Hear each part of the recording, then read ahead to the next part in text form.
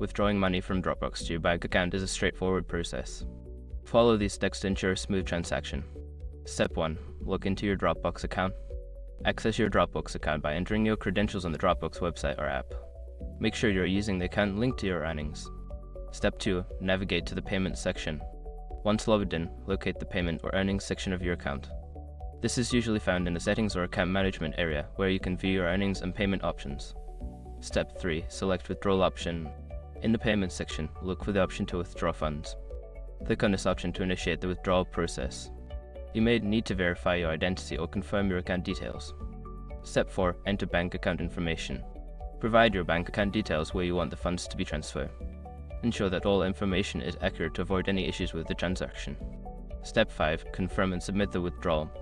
Review all the information you have entered, then confirm the withdrawal request. Once submitted, you should receive a confirmation notification and the funds will be processed to your bank account. After completing these steps, you can expect the funds to appear in your bank account within a few business days, depending on your bank's processing times. Always check your bank account to ensure the transaction has been completed successfully.